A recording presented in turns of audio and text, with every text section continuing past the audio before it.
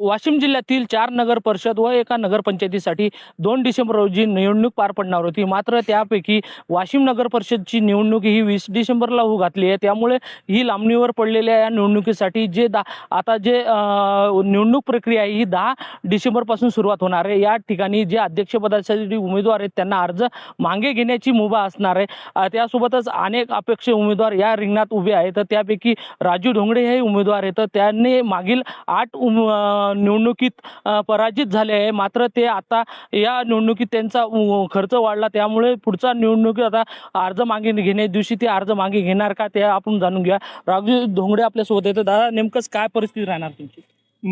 मी उमेदवारी काही 8 वेळेस पडलो, त्यावेळेस माघार नाही घेतली, तर आज घेणार नाही. मी लढणार नगर अध्यक्षपदासाठी उमेदवार म्हणून मी लढणार, जनतेकडे जाणार, जनतेला माझी समस्या सांगणार आणि त्याची जी समस्या आहे ती ऐकणार आणि त्याचे मी निराकरण करणार. नेमकंच काय काय समस्या आहे तर काय म्हणतो? उडान पूल आहे तिथं लाईटी नाही आहे, मावरेसेल तिथं पाणी नाही आहे, मावरेसमध्ये पाणी नाही आहे आणि मावरेस झालं पंचशील नगरला पाणी व्यवस्था नाही आहे, रस्ते नाहीत, काळवटी आमची स्मशानभूमी आहे, तिथं स्मशानभूमी असून नसल्यासारखी आहे. तुम्ही आतापर्यंत 8 निवडणुका झाल्या, त्यामध्ये पराजित झाले. आता ही निवडणुकी लांबणीवर पडली, त्या अनुषंगाने मागील जे खर्च आहे त्याच्यापेक्षा आता डबल न खर्च लागणार आहे. त्या तरी तुम्ही निवडणूक निघण्यात राहणार? मला खर्च लागला नाहीये. मला 5-50 हजार रुपये जे खर्च लागलेला आहे माझ्या, ते लाऊडस्पीकर खर्च, इतर खर्च म्हणजे जास्त मला लागला नाही. खटल्याला लाऊडस्पीकर म्हणजे रिक्षावर चालू होतं माझ्यावाल्या, मला खर्च 50 हजाराच्या वरी आला नाहीये आणि मला ते काही असं वाटत नाही की खर्च झाला असेल म्हणून. नक्कीच तुम्ही अपक्ष उमेदवार होते. तुमचं जे चिन्ह होतं ते चिन्ह आता 10 तारखेनंतर चिन्ह बदलायची शक्यता असं वाटते? बिलकुल नाही. जे दिलेलं चिन्ह आहे तेच कायम राहील, बदलणार नाही. आणि विड्रॉलची जी तारीख आहे त्याच्यावाली जे कोणी घेईल त्याला 10 तारीख दिलेली आहे आणि मी प्रचार चालू आहे माझ्यावाला. नक्कीच. मला एक सांगा, तुमचं 8 वेळा पराजित झालं म्हणून तुमचं नाव हटवाटो पडलं असं तुम्ही सार्वजनिक म्हणता. पक्षानं मला 40 वर्षात कोणत्याही पक्षानं मला उमेदवारी दिली नाही. प्रस्थापित लोकांना मला उमेदवारी न देऊन मला हटवाटोच केलेला आहे.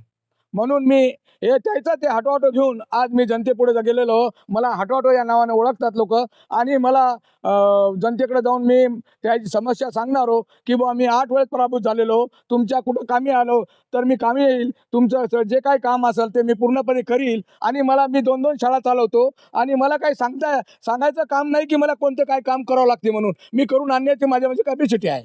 नक्कीच. हे होते आपल्यासोबत राजू ढोंगडे.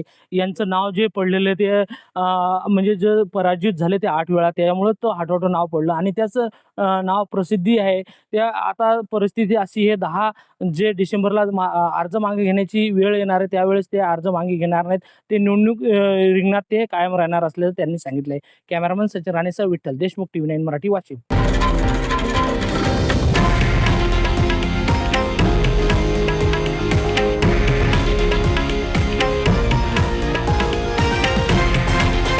हे आहे देशातील नंबर 1 न्यूज नेटवर्क आणि आपण पाहत आहात TV9 मराठी, एकमेव.